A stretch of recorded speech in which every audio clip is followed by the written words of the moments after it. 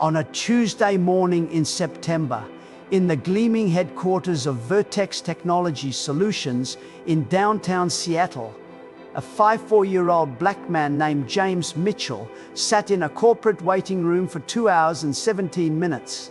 To the receptionist hurrying past, to the executives who glanced at him with irritation, to the CEO who would eventually meet him, James was invisible, just another vendor, another person taking up space in their world of glass towers and quarterly profits.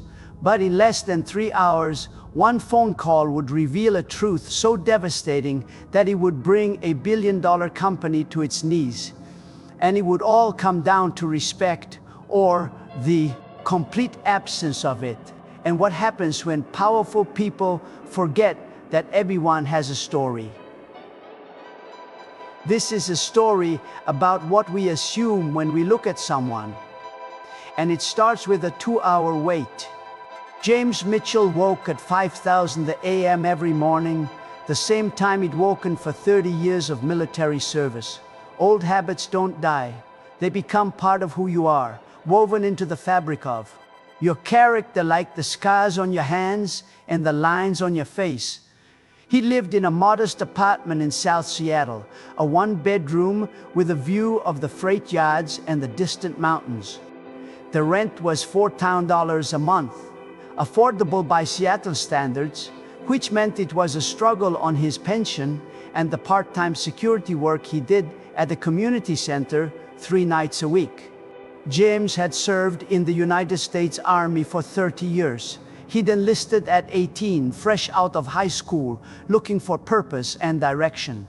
He'd found both: infantry, Ranger School, multiple deployments, Iraq, Afghanistan, Bosnia, places whose names brought back memories he tried not to dwell on. He'd retired 2 years ago as a command sergeant major, the highest enlisted rank in the Army. He'd led soldiers, saved lives, made impossible decisions under fire, earned the respect of generals and the loyalty of every person who'd ever served under him. But when you take off the uniform, all of that becomes invisible. You're just another middle-aged black man trying to navigate a world that's already decided what you're worth based on how you look. James's wife, Maria, had died 4 years ago. Cancer, the same disease that seemed to hunt down military families with cruel efficiency, likely linked to burn pit exposure during his deployments. She'd been his anchor, his reason for pushing through the dark times, the one who'd waited through every deployment and welcomed him home with the same smile. They'd had one son, David. He'd followed his father into the Army, became a lieutenant, served with honor. And then, on a patrol outside Kandahar in 2019, an IED had taken him. David Mitchell was 26 years old when he died. James had buried his son with full military honors and a folded flag that now sat on his mantle next to Maria's photo. So when people looked at James Mitchell and saw just another black man in worn clothes, sitting in their waiting room, they had no idea they were looking at someone who'd sacrificed more for this country than most of them could comprehend. On this particular Tuesday morning, James had taken 2 buses to get to the Vertex Technology Solutions headquarters in downtown Seattle. He didn't own a car, couldn't afford one on his budget, but he'd left his apartment at 6:45 a.m. to make sure he arrived on time for his 9:30 a.m. appointment. He'd been invited to meet with the company's CEO, Brandon Caldwell, about a potential contract. James had started a small veteran-owned security consulting firm 6 months ago, hoping to help other veterans find work and purpose after service. It was called Sentinel Solutions, and it consisted of James, 2 other retired veterans, and a dream that they could build something meaningful: Vertex Technology Solutions was a major player in the tech industry, worth over $3 billion, with government contracts that required sophisticated security protocols. James had submitted a proposal to provide security consultation and training. It was a long shot, but one of the board members, a man James didn't know, had personally requested this meeting. James arrived at the Vertex building at 8:43 a.m., 17 minutes early, just as he'd been trained. The building was a monument to wealth and power. 42 stories of glass and steel, with a lobby that looked like a modern art museum. Water features, sculptures that probably cost more than James's annual income. Receptionists who looked like fashion models. James approached the front desk, wearing his best outfit, khaki pants, a button-down shirt, and a navy jacket that was 15 years old but clean and pressed. He carried a worn leather portfolio that Maria had given him 20 years ago. "Good morning," James said politely to the receptionist, a young white woman who was typing on her computer. "I'm James Mitchell. I have a 9:30 a.m. appointment with Mr. Caldwell." The receptionist didn't look up. "Name? James Mitchell." She typed, scrolled, and frowned. "I don't see you on his calendar. I received an email confirmation last week. The appointment was set up through one of your board members." The receptionist sighed, the kind of sigh that communicated she had more important things to do. "Have a seat. I'll check with his assistant." James nodded and walked to the waiting area. It was 8:47 a.m. At 9:30 a.m., James was still waiting. At 9:35, he approached the desk again. "Excuse me, I just wanted to check on my appointment with Mr. Caldwell." "He's running behind," the receptionist said without looking at him. "Have a seat."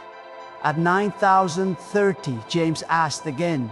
This time, the receptionist's irritation was more visible. "Sir, I told you he's running behind.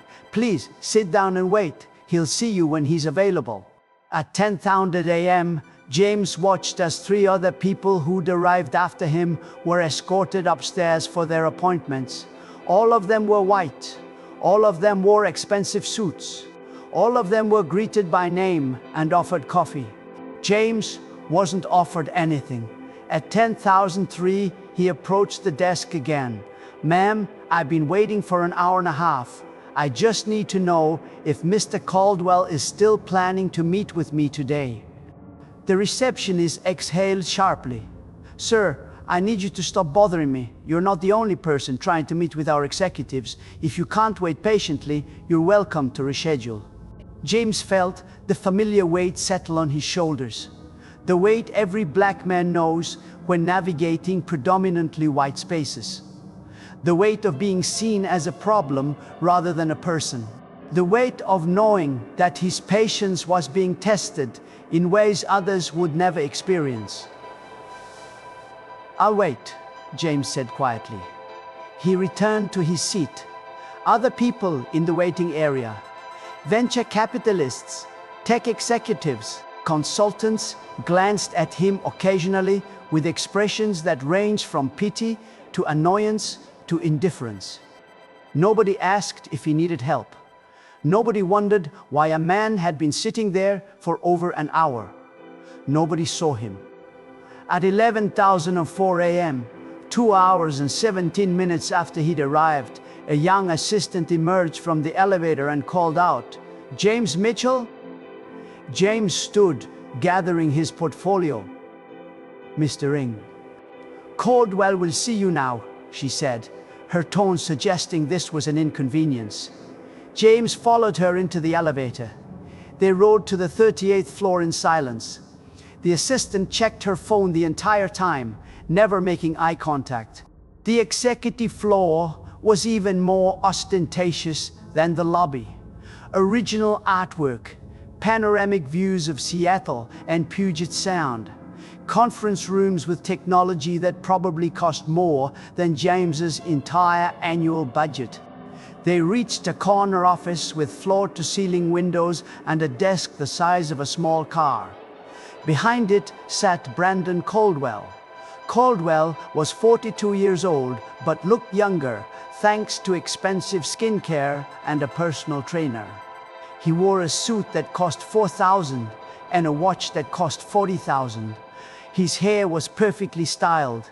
His teeth were unnaturally white. He had the look of someone who'd been told he was exceptional his entire life and had never encountered evidence to the contrary. He was on the phone when James entered, and he didn't acknowledge him, didn't gesture to sit, didn't nod, just kept talking. James stood there, portfolio in hand, waiting. Caldwell's conversation continued for another 4 minutes. It was clearly not urgent. Something about a golf game and dinner reservations. Finally, Caldwell ended the call and looked at James for the first time. His eyes swept over James's worn jacket, his aging portfolio, his presence, and something like amusement flickered across his face. "You're the security consultant?" Caldwell asked, not bothering to hide his skepticism. "Yes, sir. James Mitchell. Thank you for taking the time to meet with me." "Right." Caldwell didn't offer his hand, didn't invite James to sit, just leaned back in his chair. "So, you've been waiting downstairs for a while, huh?" "Yes, sir. About 2 hours." "Yeah, well, I'm a busy man. Things run long. I'm sure you understand." There was no apology in his voice, no acknowledgement that James's time had value. "I understand, sir." So, Caldwell glanced at his computer screen. "You run some kind of security company? Sentinel something?" "Sentinel Solutions, yes, sir. We provide security consultation, training, and implementation for organizations with complex security needs, particularly those with government contracts." Caldwell smirked. "And how many employees do you have?" "Currently 3, sir, but we have a network of 3. Caldwell's smirk widened. 3 people. "And you think you can handle security for a billion-dollar company?" "Sir, we may be small, but we have extensive experience. Between the 3 of us, we have over 70 years of military and security experience, including military." Caldwell said the word like it tasted bad. "Look, Mr. Stensiv. Mitchell, I'm going to be straight with you because I don't like wasting time.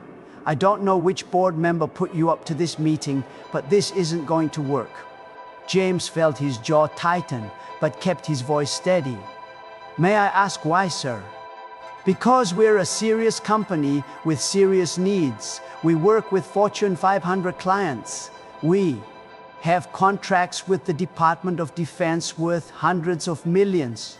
And you're asking me to trust that to 3 guys running operations out of what I'm guessing is your living room." "Sir, with respect, the size of our company doesn't reflect the quality of our expertise. I've spent 30 years in the military." "Yes, I heard you." Caldwell stood up, signaling the meeting was over. "Here's the thing. The military is fine for what it is, but this is the private sector. This is business. This requires sophistication, connections, understanding of corporate culture, not just following orders and polishing boots." James stood very still. He'd faced enemy fire. He'd held dying soldiers. He'd made decisions that meant life or death for his men. And yet, standing in this office, being dismissed by a man who'd probably never sacrificed anything more significant than his vacation time, James felt a different kind of battle happening. "Sir," James said quietly, "I waited over 2 hours to meet with you. The least you could do is review my proposal before deciding." "I don't need to review your proposal." Caldwell walked toward the door, opening it. "I've heard enough. I'm sure you're a nice guy. Thank you for your service and all that.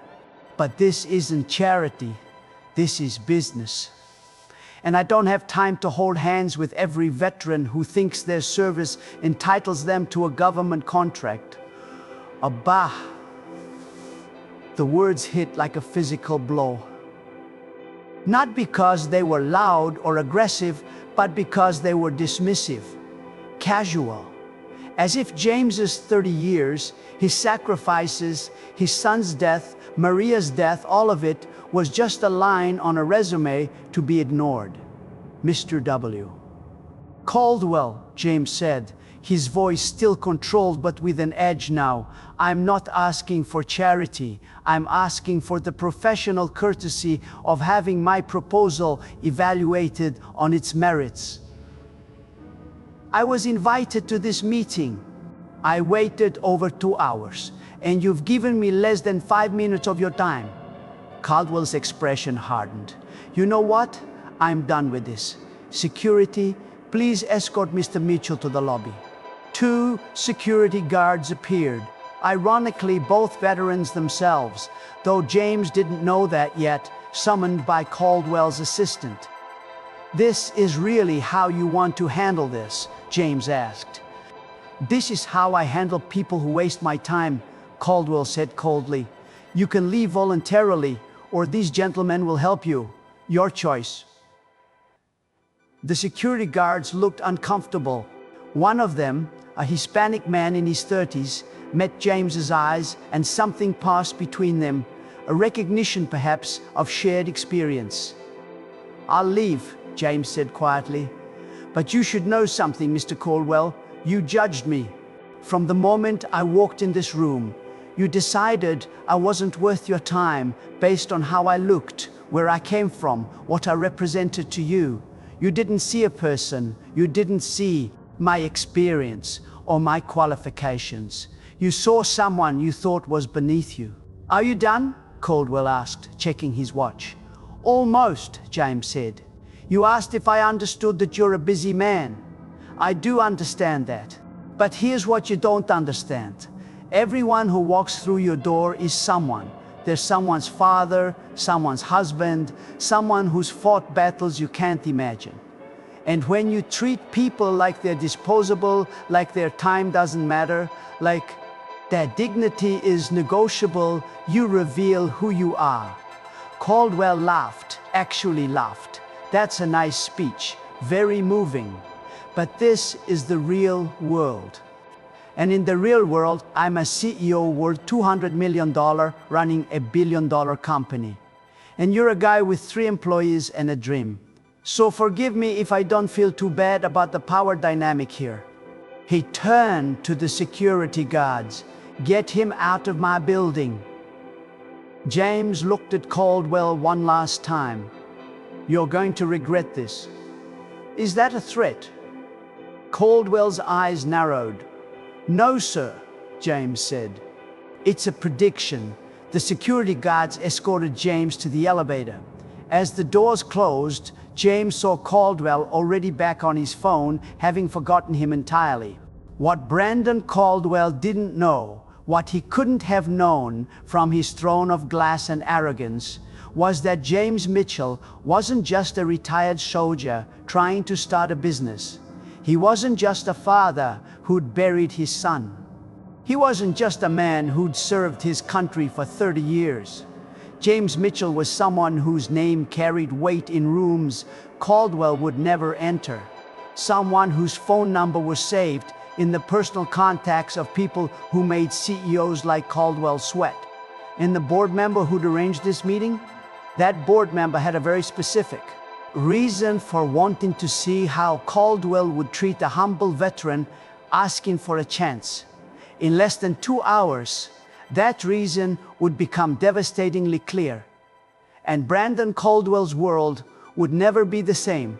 James stood in the lobby of Vertex Technology Solutions, humiliation burning in his chest, and pulled out his phone.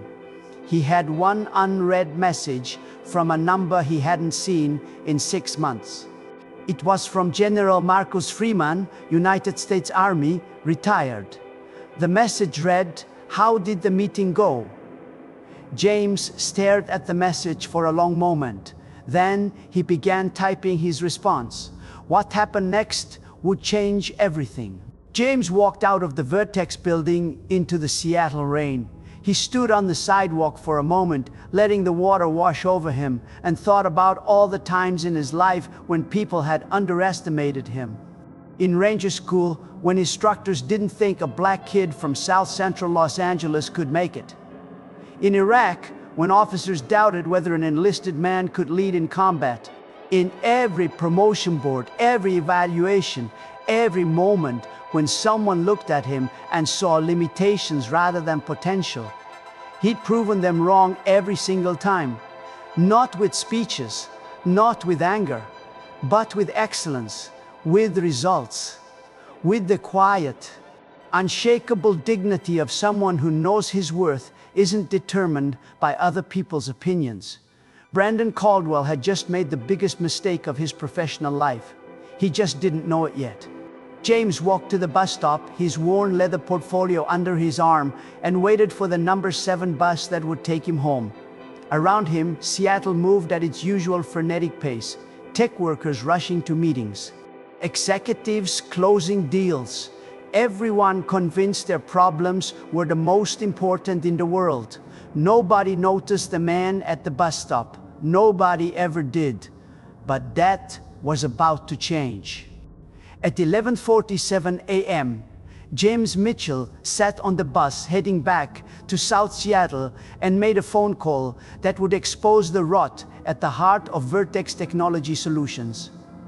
At 12:03 p.m., Brandon Caldwell sat in his corner office, congratulated himself on efficiently disposing of an unqualified vendor, and scheduled his 2:00 p.m. tea time. At 1:15 p.m., an emergency board meeting was called at Vertex Technology Solutions. At 1:43 p.m., Brandon Caldwell received a phone call that made him go pale. And at 2:30 p.m., when Caldwell should have been on a golf course, he was instead sitting in a conference room facing 7 board members whose expressions ranged from disappointment to fury. What Brandon Caldwell was about to learn was this: the board member who'd arranged James Mitchell's meeting wasn't just any board member. He was General Marcus Freeman. And James Mitchell wasn't just any veteran. He was Freeman's former command sergeant major, the man who'd saved Freeman's life in Fallujah in 2004, the man who'd mentored Freeman's son, the man whose own son had died, serving under Freeman's command. Freeman had recently joined Vertex's board as part of their push to secure more government contracts. He'd heard concerns about Caldwell's leadership, rumors of discrimination, of a toxic culture, of a CEO who valued profit over people. So Freeman had done something brilliant. He'd arranged a test. He'd asked James to come in as a regular vendor to see how Caldwell treated someone without obvious power or status, to see if the rumors were true. James had been reluctant. He didn't like playing games, but Freeman had convinced him. If he treats you with respect, great. We know he's got character. But if he doesn't, James, we need to know, because there are 3,000 employees at this company who deserve better. James had agreed, and Caldwell had failed spectacularly. The meeting James had scheduled wasn't just about a security contract. It was about the soul of a company, about whether Vertex Technology Solutions was the kind of organization that treated people with dignity, or the kind that discarded anyone who didn't fit their image of success. Caldwell had shown exactly who he was, and now he was about to face the consequences. In the boardroom on the 39th floor, General Marcus Freeman stood at the head of the table. The other 6 board members sat in silence, having just listened to a recording of Caldwell's meeting with James. Freeman had asked James to wear a recording device. It was legal. Washington was a one-party consent state for recordings. And every word of Caldwell's dismissiveness, his mockery, his casual cruelty had been captured. Thank you for your service and all that, but this isn't charity. 3 people. And you think you can handle security for $1 billion company?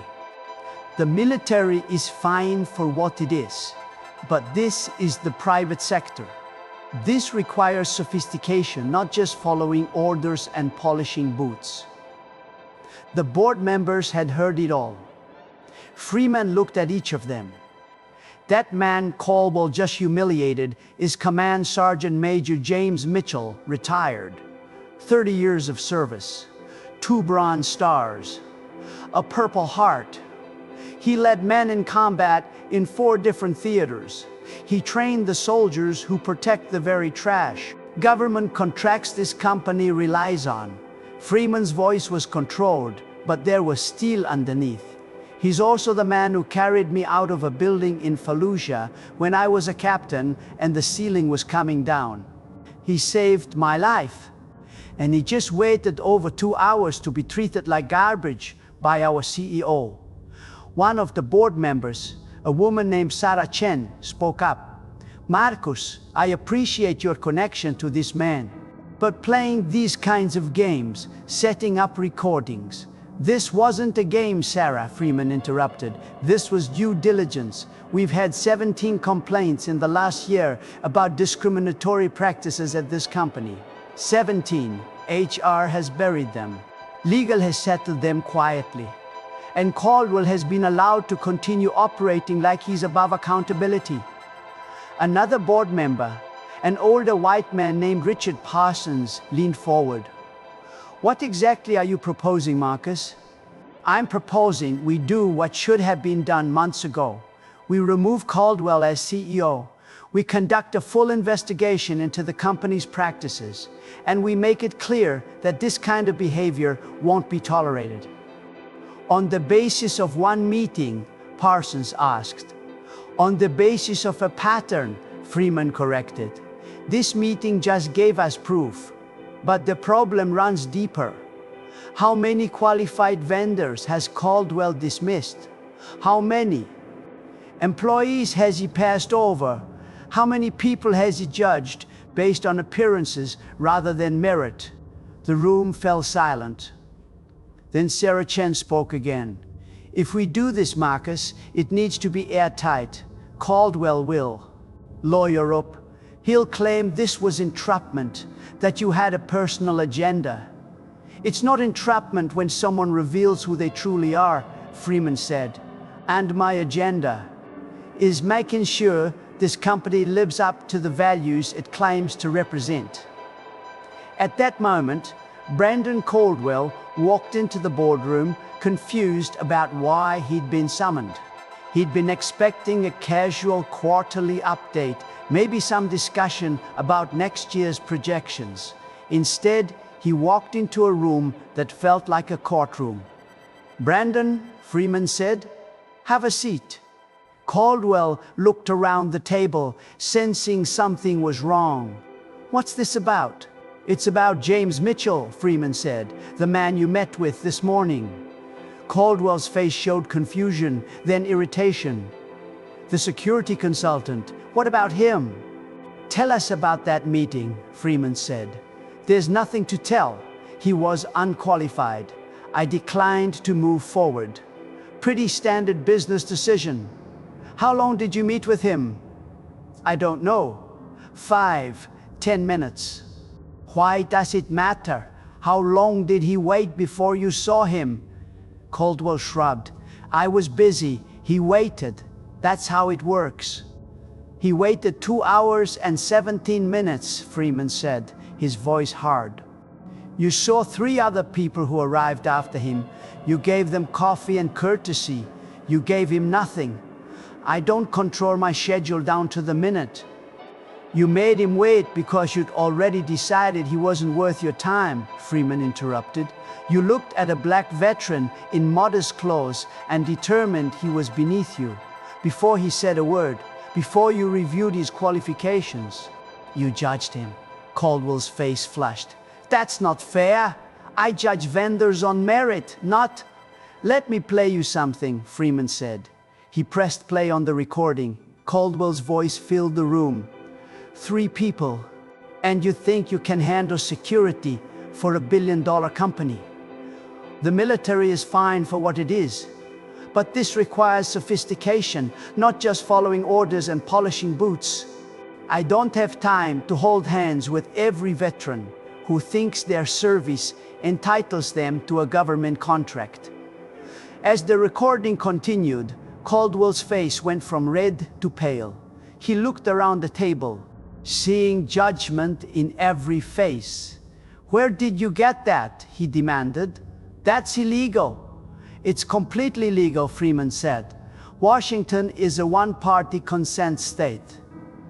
And James Mitchell consented to record the conversation he was a part of. "This was a setup," Caldwell said, standing up. "You set me up." "No, Brandon," Freeman said quietly. "We gave you an opportunity to show character, to treat someone with dignity regardless of their appearance or status. You failed."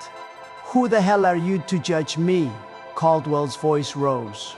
"I built this company into a billion-dollar enterprise. I've created thousands of jobs. I've delivered returns to our shareholders. And you're going to sit here and lecture me about character because I didn't fawn over some random veteran." "That random veteran," Freeman said, standing now, his voice like ice, "is Command Sergeant Major James Mitchell. He's led soldiers in combat in Iraq and Afghanistan. He's trained the Special Forces operators who protect our nation's most sensitive operations. He's received commendations from presidents and generals. And he sat in your lobby for over 2 hours. Because he had the discipline and professionalism to keep a commitment, even when you were treating him like garbage." Freeman stepped closer to Caldwell. "He's also the man who saved my life in Fallujah. Who carried me out of a burning building when I was a captain, who mentored my son, who buried his own son, a soldier who died in service to this country 4 years ago." The room was completely silent. "And you," Freeman continued, his voice shaking with controlled anger, "you looked at him and saw nothing. You saw someone unworthy of your time, your respect, your basic human decency.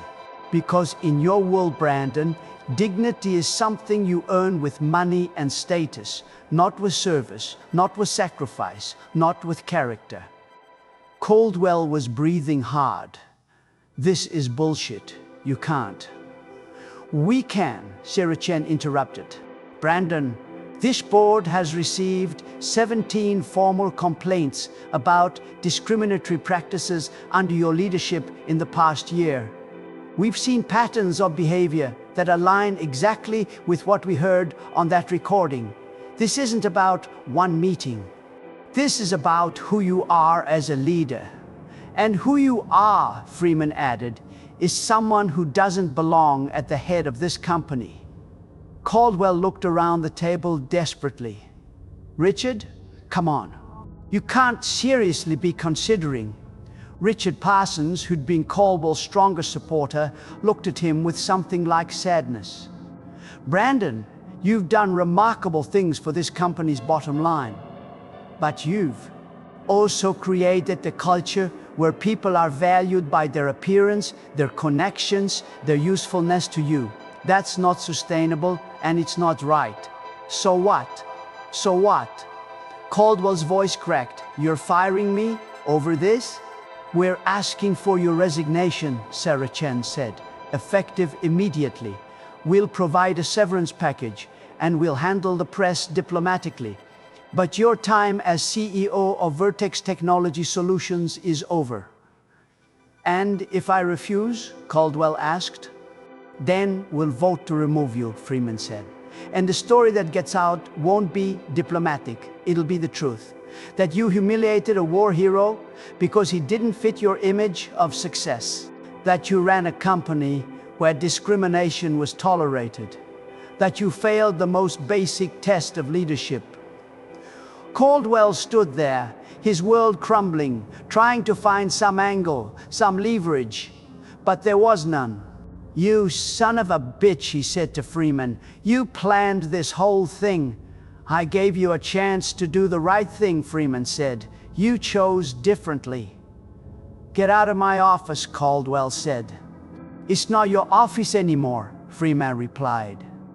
At 3:17 p.m., Brandon Caldwell walked out of Vertex Technology Solutions for the last time as its CEO. He'd gone from master of the universe to unemployed in less than 3 hours. At 3:45 p.m., James Mitchell received a phone call from General Freeman. "James, it's done. Caldwell is out." The board voted unanimously. James was sitting in his small apartment, still in the clothes he'd worn to the meeting, still processing the humiliation of the morning. "Sir, I don't know what to say." "You don't have to say anything. What happened to you today was wrong, and it's been happening to too many people at that company for too long. This was overdue." "I just wanted a fair shot at the contract," James said quietly. "You'll get it," Freeman said.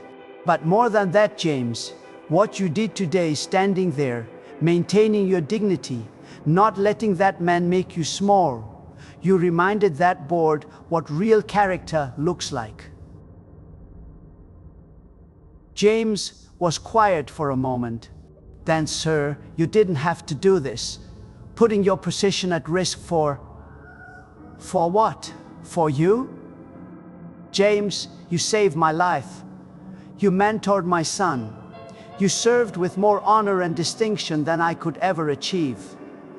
If I can't use whatever influence I have to ensure you're treated with the respect you've earned, then what good is that influence? Thank you, sir. Thank you, James, for your service, your sacrifice, and for being exactly who you are." After the call ended, James sat in his apartment for a long time. He thought about that morning, about sitting in that lobby, feeling invisible, feeling diminished, about Caldwell's sneering dismissal, about the casual cruelty of being treated like you don't matter. He thought about all the other veterans who'd experienced the same thing, who'd come home from war and found themselves judged by people who'd never served, who'd been told their experience didn't translate, who'd been made to feel like charity cases rather than capable professionals. And he thought about his son David, about the last conversation they'd had before David deployed to Afghanistan. "Dad," David had said, "why do you think we serve? When we come home and people barely notice us, when they thank us for our service but don't mean it, when they forget about us unless it's convenient to remember." James had told his son the same thing his own father had told him. "We don't serve for recognition. We serve because it's right, because someone has to, because the character of a nation isn't measured by those who take, but by those who give." David had smiled. "Even when it's hard, especially when it's hard." That conversation had been their last. 3 weeks later, David was gone. James looked at the folded flag on his mantle, next to Maria's photo. Two people he'd loved more than life itself, both taken by the costs of service. And he made a decision. He wasn't going to let what happened today define him, wasn't going to let Caldwell's cruelty or Freeman's intervention become the story. The story was going to be about what came next. At 4:03 p.m., James made several phone calls to the 2 other veterans who worked with him at Sentinel Solutions, to the community center where he worked nights, to 3 other veteran-owned businesses he knew. "I want to build something," he told each of them. "Something that proves we're not charity cases, not people looking for handouts, but professionals who deserve respect." "What are you thinking?" one of them asked. "I'm thinking we create a coalition, veteran-owned businesses supporting each other, holding each other accountable, building something that can't be dismissed, something that proves our worth not by asking for it, but by demonstrating it." By 6:00 p.m., James had commitments from 12 veteran-owned businesses to form a cooperative. By 8:00 p.m., word had spread through the veteran community, and that number had grown to 34. At 9:15 p.m., James received an email from Sarah Chen, the Vertex board member. Mr. Mitchell, on behalf of the Vertex board, I want to personally apologize for how you were treated today. We would like to invite you to present your proposal to our new interim CEO and security committee. Additionally, we would like to discuss a potential partnership with veteran-owned businesses as part of our commitment to meaningful change. Would you be available to meet next week?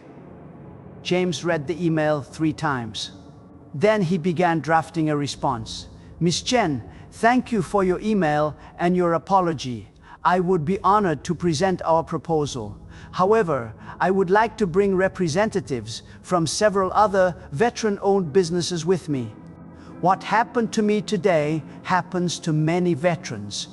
If Vertex is serious about change, I'd like to help ensure that change extends beyond one contract. He hit send. Within 20 minutes, Chen responded, "That would be excellent. Please coordinate with my assistant on scheduling. And Mr. Mitchell, thank you for your grace. Many people in your situation would have walked away. You're choosing to build something instead. That says everything about your character." James closed his laptop and looked around his modest apartment. At the flag, at Maria's photo, at the simple life he'd built from the ruins of loss. Tomorrow, the news would break. Brandon Caldwell's resignation would be announced. The story would spread through Seattle's business community. People would speculate. Some would defend Caldwell. Others would celebrate his downfall. But James Mitchell wouldn't be paying attention to any of that. He'd be too busy building something that mattered. Because that's what soldiers do. They complete the mission. They take care of their people. And they never ever give up. The next morning, Vertex Technology Solutions issued a press release. Vertex Technology Solutions announces the resignation of CEO Brandon Caldwell, effective immediately. The board of directors thanks Mr. Caldwell for his service and wishes him well in his future endeavors. Sarah Chen will serve as interim CEO, while the board conducts a search for permanent leadership. As part of Vertex's ongoing commitment to diversity and inclusion, the company is implementing immediate changes to its vendor evaluation processes and workplace culture initiatives. The statement was diplomatic, professional. It said everything and nothing. But within the Seattle business community, rumors spread quickly. People knew something significant had happened. Caldwell had been at the top of his game. Companies didn't just push out successful CEOs without cause. Within 48 hours, the real story began to leak. Not the details. Freeman and the board were careful about that. But the outline, that Caldwell had badly mistreated someone, that there had been a pattern, that the board had finally acted. Some people defended Caldwell, called it political correctness run amok, said boards were too sensitive these days. But others, particularly people who'd worked at Vertex or who'd dealt with Caldwell, weren't surprised. They shared their own stories. The assistant he'd berated in front of clients. The minority-owned vendors whose proposals had been dismissed without review. The employees who'd felt constantly undervalued. A pattern emerged, and the pattern told a story about a culture that had tolerated cruelty in exchange for profits. 3 weeks after his humiliation in Caldwell's office, James Mitchell returned to Vertex Technology Solutions.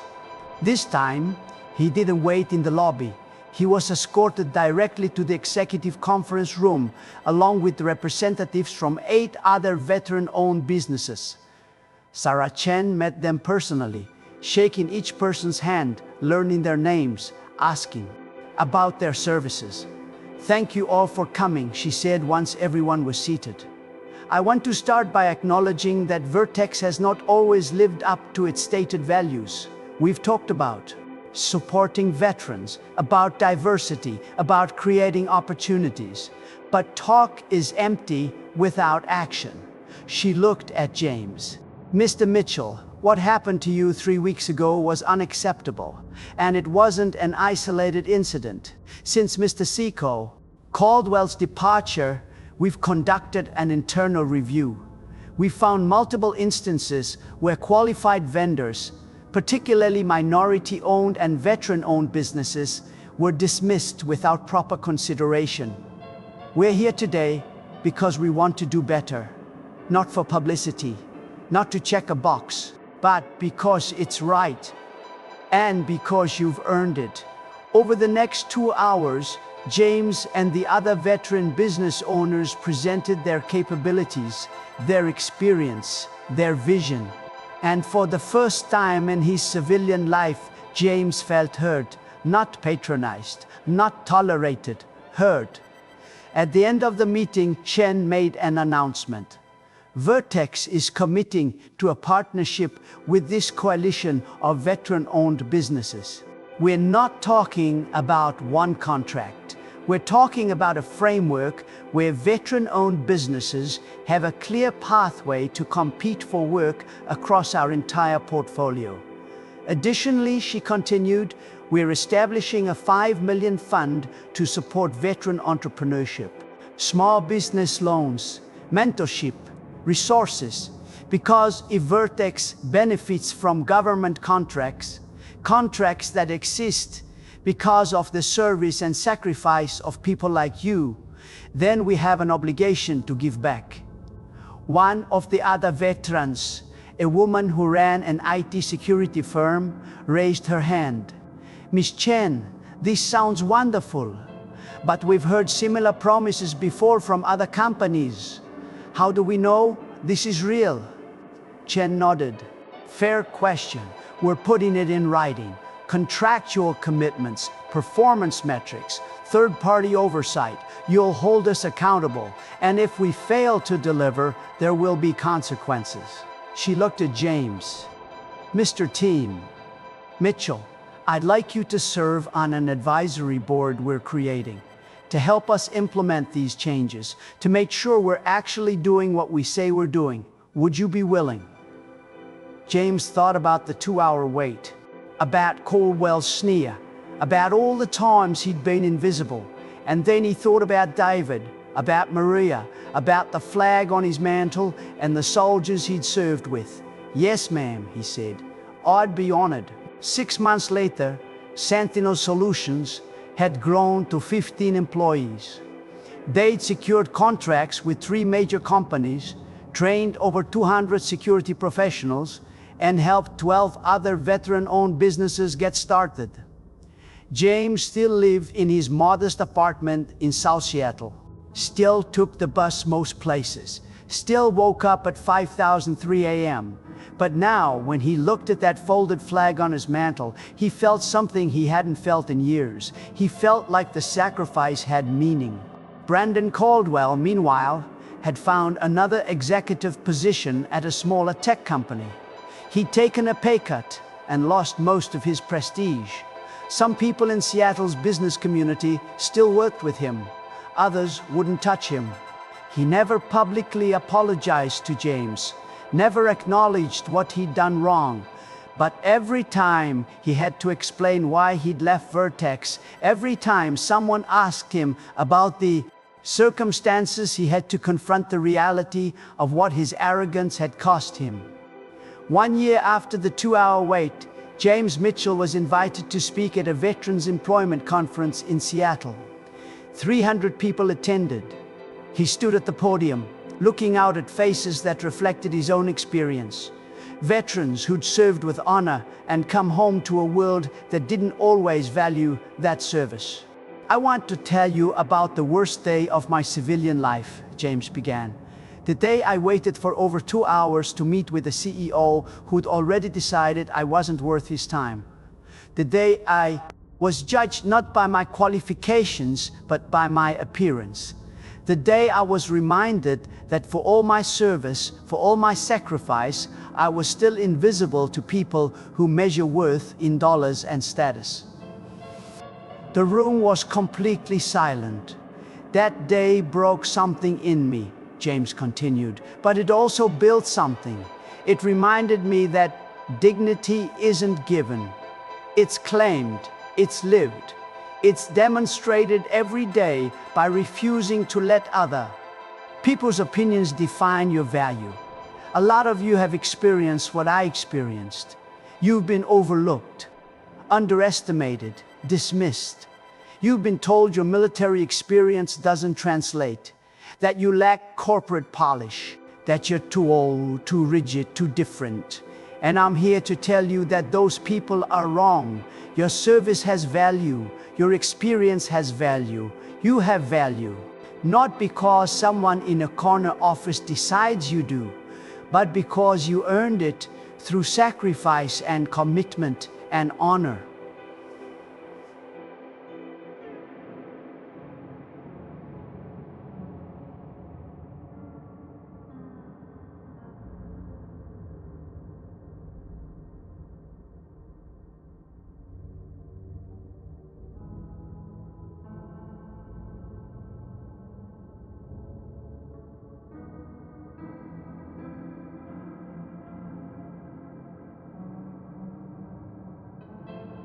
We have to show it. We have to build it. We have to create opportunities for each other and hold ourselves to the same standards of excellence we maintained in uniform. The CEO who humiliated me lost his job. That's justice, I suppose. But that's not the story I care about. The story I care about is what we built afterward. A coalition of veteran-owned businesses that now employs over 150 people. That's trained over 500 professionals. That's proving every single day that veterans on charity cases were assets. He paused, looking at the flag on the stage beside him, identical to the one on his mantle at home. My son died in Afghanistan.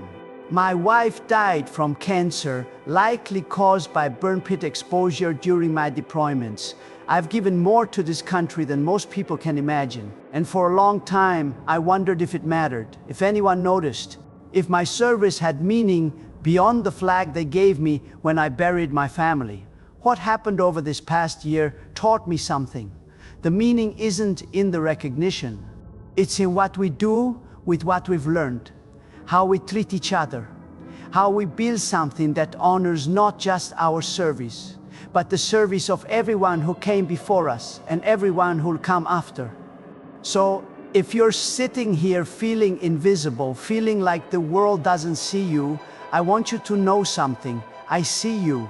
Every veteran in this room sees you, and together we're going to make sure the rest of the world sees you too.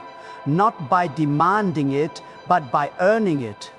The same way we've always earned everything, through excellence, through commitment, through refusing to quit. The room erupted in applause. After the speech, dozens of veterans approached James. Some wanted advice, some wanted to share their own stories, some just wanted to shake his hand. One young veteran, a black woman who served in the Marines, waited until the end. Mr. Mitchell, she said, I've been out for 2 years. I've applied to over 60 jobs. I have a degree in cybersecurity. But I get the same response every time. Your experience is impressive, but we're looking for someone with corporate background. I was starting to think maybe I don't belong in this world. James looked at her, saw himself, saw his son, saw every veteran who'd ever struggled to translate their service into civilian success. What's your name? He asked. Sergeant Keisha Williams. Well, former sergeant. Sergeant Williams, you spent how many years in the Marines? 6 years. And in those 6 years, did you lead people? Yes, sir. I had a team of 12. Did you solve complex problems under pressure? Every day, sir. Did you maintain standards of excellence even when it was hard? Always, sir. James smiled. Then you belong anywhere you choose to be. The problem isn't you. The problem is companies that don't understand what they're missing. Now, I can't promise you anything, but give me your resume. I know people who are looking for exactly what you offer, and they're smart enough to recognize talent when they see it.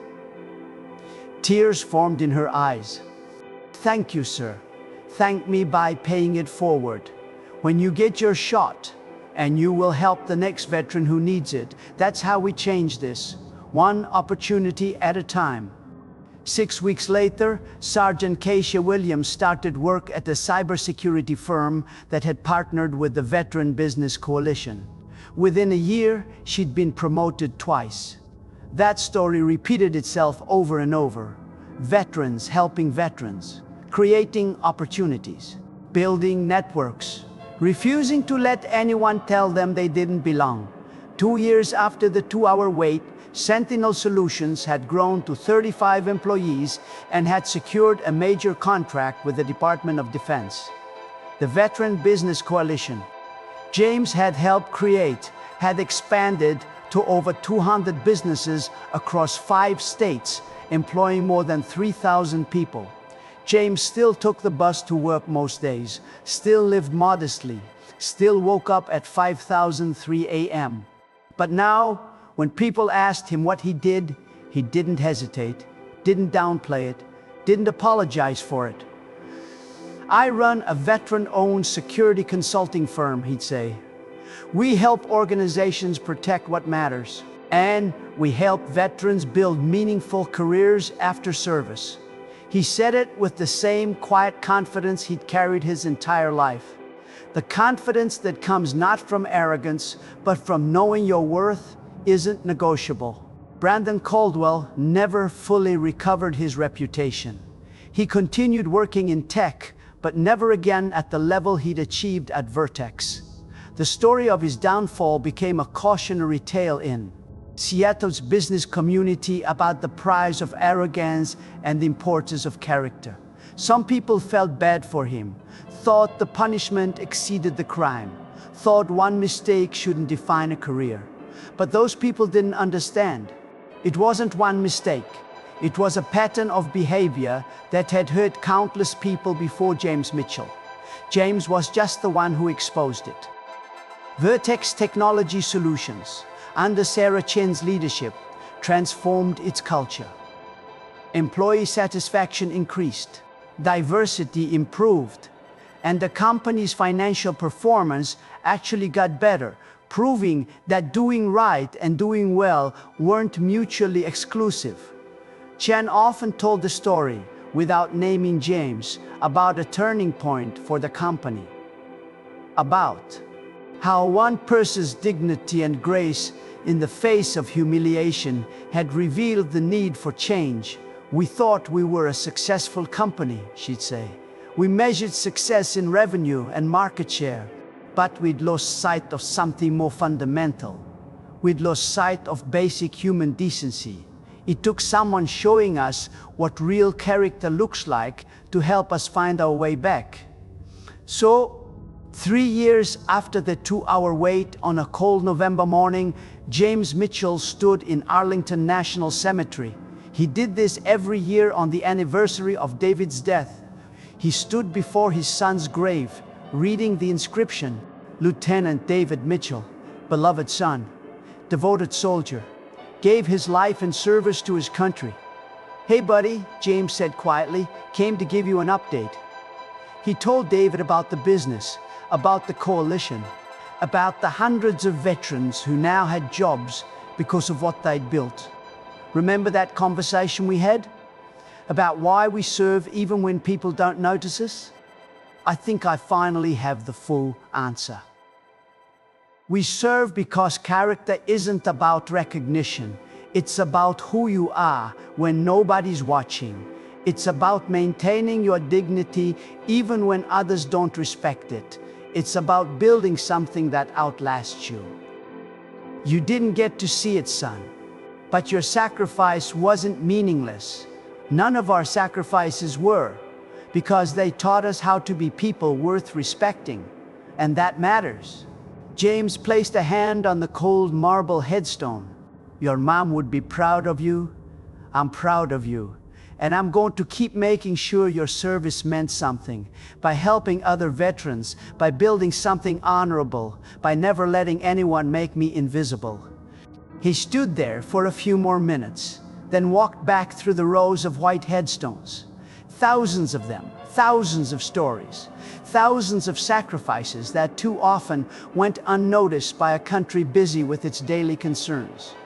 But James noticed, every veteran noticed, and they would make sure those sacrifices counted. 4 years after the 2-hour wait, James Mitchell received a call from the White House. The president wanted to recognize the Veteran Business Coalition at the ceremony honoring veteran entrepreneurship. James almost declined. He didn't do this for recognition, didn't need awards or ceremonies, but General Freeman convinced him otherwise. "James, this isn't about you. It's about every veteran who's been told they don't matter. Every person who's been made to wait, made to feel small. This ceremony tells them they're seen. That's bigger than your comfort." So James went to Washington, stood on a stage with the President of the United States, accepted an award for veteran entrepreneurship, and in his brief remarks, he told the truth. "Mr. President, I appreciate this recognition, but I want to be clear about something. This award represents the work of hundreds of veterans who refuse to be defined by other people's limitations, who were told they didn't belong in the corporate world and proved that wrong every single day. 4 years ago, I sat in a corporate lobby for over 2 hours, waiting to meet with a CEO who'd already decided I wasn't worth his time. That experience could have broken me, could have confirmed every fear I had about whether veterans are valued in civilian life. Instead, it became a catalyst. It reminded me that our worth isn't determined by whether powerful people recognize it. Our worth is inherent. It's earned through service and sacrifice and character. So this award doesn't belong to me. It belongs to every veteran who's ever been overlooked, who's ever been told their experience doesn't matter, who's ever felt invisible. You're not invisible, you're essential, and we're going to keep proving that every single day. The room full of military leaders, politicians, and veterans rose in a standing ovation. After the ceremony, James found a quiet moment alone. He pulled out his phone and looked at a photo of Maria and David taken years ago when life was simpler and the future felt infinite. "We did it," he whispered to them. "We took the worst day and turned it into something that matters. We made your sacrifices count." He closed his eyes and felt for the first time in years something approaching peace. Not because the pain was gone. The pain would never be gone. But because he'd taken that pain and built something meaningful from it. That's what soldiers do. They complete the mission. James Mitchell returned to Seattle the next day. Returned to his modest apartment, his daily routine, his work helping veterans build their futures. Nothing had changed. Everything had changed. He was still the same man who'd sat in that lobby for 2 hours and 17 minutes. But now, thousands of veterans had opportunities because he'd refused to let that humiliation define him. Now, a company had transformed its culture because he'd maintained his dignity. Now, people across the country knew that judging someone by their appearance, their status, their perceived value was not just wrong, it was costly. Brandon Caldwell had taught James an important lesson that day, though not the one Caldwell intended. He taught James that the world is full of people who measure worth by the wrong metrics, who confuse wealth with character, who think power gives them the right to treat others as disposable. And James had taught the world something in return. That dignity is not negotiable. That character matters more than status. that the people you dismiss might be the very people who change everything. James Mitchell didn't become a billionaire, didn't become famous, didn't get revenge in the dramatic, satisfying way that movies promise. He got something better. He got purpose. He got a community. He got the knowledge that his 30 years of service, his son's sacrifice, his wife's struggle, all of it had meaning beyond the moment. He got to wake up every morning and know that what he was building mattered. And he got to look at that folded flag on his mantle and say with certainty it was worth it. In the end, that's what separates people of character from people like Brandon Caldwell. People of character understand that worth isn't something you demand from others. It's something you demonstrate through every choice you make, through the patience to wait 2 hours without losing your dignity, through the grace to respond to humiliation with resolve rather than rage, through the vision to turn injustice into opportunity, through the commitment to lift others as you rise. That's the story of James Mitchell, not the story of a man who was wronged and got revenge, but the story of a man who was wronged and chose to build something that would prevent others from experiencing the same pain. That's real power. That's real success. That's what it means to serve.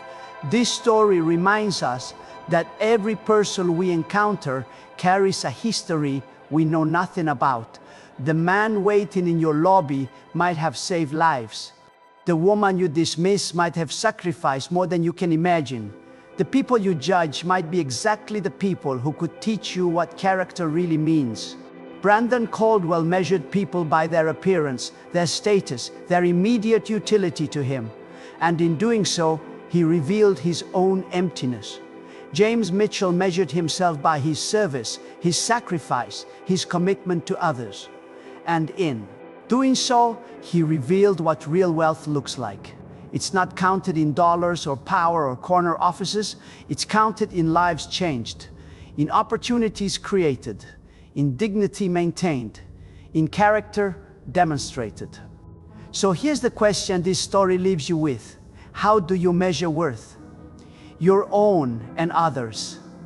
Do you judge people by what they wear, where they come from, how they look? Or do you take the time to see who they really are? Do you treat everyone with dignity, or only the people you think can help you? Do you use your power, whatever power you have, to lift others up or to keep them down? Because someday you're going to encounter someone who doesn't look like much, someone who's been waiting, someone who seems easy to dismiss. And in that moment, you'll reveal who you are. You can be Brandon Caldwell. You can laugh at someone's desperation. You can treat people as disposable. You can measure worth by all the wrong metrics. Or you can be better. You can take a moment to see, to listen, to treat everyone with the dignity they deserve simply because they're human. James Mitchell waited 2 hours and 17 minutes in a lobby, but he'd been waiting much longer than that, waiting for a world that would see him, that would value what he'd given, that would understand what his service cost. He's still waiting in some ways. We all are. Waiting for a world where character matters more than status, where service is valued over profit, where dignity is universal, not conditional. But James isn't waiting passively anymore. He's building that world, one veteran at a time, one opportunity at a time, one moment of dignity at a time. The question is, will you help build it with him, or will you be the person others have to wait for? The choice, as always, is yours. Choose wisely. This story is a fictional dramatization inspired by real events of courage, dignity, and the power of character. While the specific characters and circumstances are creative works, the themes discrimination against veterans, the importance of respect regardless of status, and the strength it takes to maintain dignity in the face of humiliation reflect truths that play out every day. In a world that too often measures people by the wrong metrics, Choose to be like James Mitchell. Choose character. Choose dignity. Choose to see the humanity in everyone. Because the person you're judging might just be the person who changes everything. And someday, you might be the one waiting.